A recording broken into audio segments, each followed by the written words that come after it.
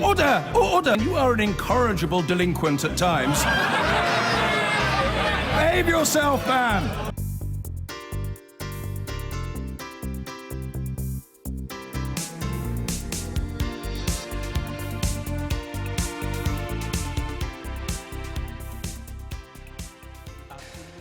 Moving on now and back here. Tomorrow is no-deal Brexit Day. The government is finally, after an awful lot of prompting, going to start giving us a vision of what a no-deal Brexit might actually mean for British industry. They are going to publish the first of more than 80 papers. There's some summer reading if you're making a late trip to the beach. Libby is here to talk about it. Good luck. So let's start at the beginning. What's going to happen tomorrow? Well, the government has been under pressure for some time to say exactly what might happen if we crash out of the EU without a deal, and it's starting to do so tomorrow.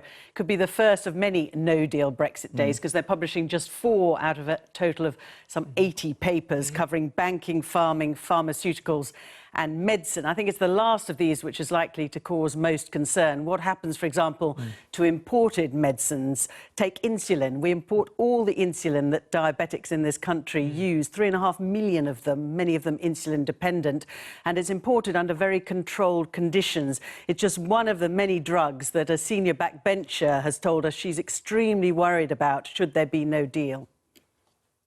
I think could be very serious indeed. Talking about very complex integrated supply chains, sometimes of products which can't be stored and have a very short shelf life and which aren't manufactured in the UK. So we're talking about diagnostic supplies, medicines, blood products, being able to get directly to the patient in a timely fashion. So we want to see the detailed planning that's going in to make sure that that can happen.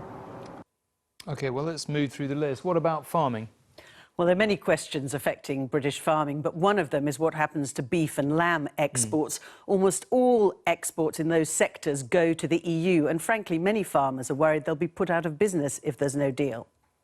Our big concerns about a no-deal Brexit would be that we could very suddenly and immediately lose that access to the EU market for British lamb. And at the moment, we would export about 35% of our UK lamb crop, and 96% of that volume goes into the EU. So a sudden loss of that market would be catastrophic for our industry. Not very cheery listening so far, isn't it? Let's try banking.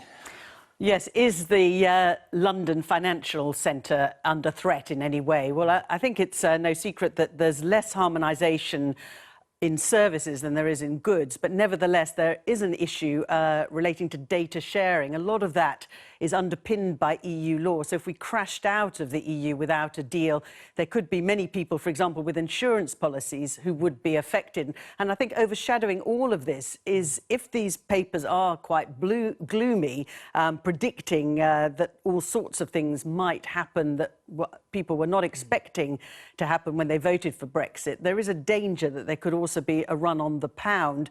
And holiday makers who, for example, didn't want to read these technical papers in any detail, they might notice the effect when they're changing their pounds into euros, for example.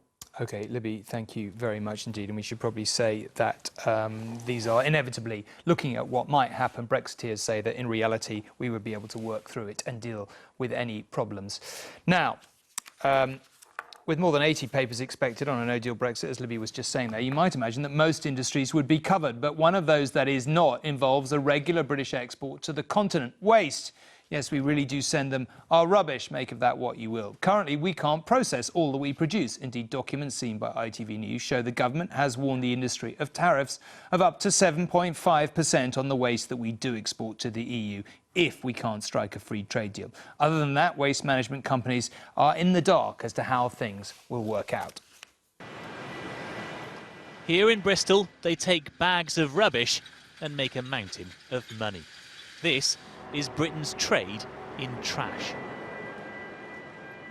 This plant claws in waste from all over the south. Some fuels a furnace, which sends steam through miles of pipes to turn a turbine, generating power. So this is the first phase picking belt. Other rubbish gets recycled, but all of it arrives here faster than Britain can reuse it. About 80% of our material goes through Europe, so some of that will stay Sweden, France, German markets. At the moment, they take our waste tariff-free, but a no-deal Brexit could end all that, turning our trash into expensive rubbish that's left piling up here instead. No deal's not good. Not good for us. A transition period would be scary. What do we do on that day one? What happens? Where does that material go? We could have log jams in systems operating with Europe and beyond. We need a plan. At risk, the 3.4 million tonnes of waste we send to the EU every year to be burnt for fuel, mostly used by the Netherlands, Germany and Sweden, and the 16 million tonnes of recyclable rubbish and scrap we export, mostly via Europe. Of course, trade isn't just about the things you want, but the things you don't want. And if we can't send all this waste abroad, there could be 400 extra trucks the size of this blue one looking for landfill in Britain every day, which doesn't just cost the environment, but businesses and councils too. The government claims to grasp that risk, but isn't publishing any guidance, only promising the industry that other international agreements will keep waste moving, as some point to opportunities. The big prize is to make our economy more circular, so effectively to be using more of our own waste materials within our own economy. That has a lot of economic benefits in terms of jobs and economic growth, but also has a lot of environmental benefits. But it would take years to build enough plants like this one. And a Brexit deal is one thing this industry thinks Britain can't afford to throw away. Paul Brandt, News at 10, Bristol.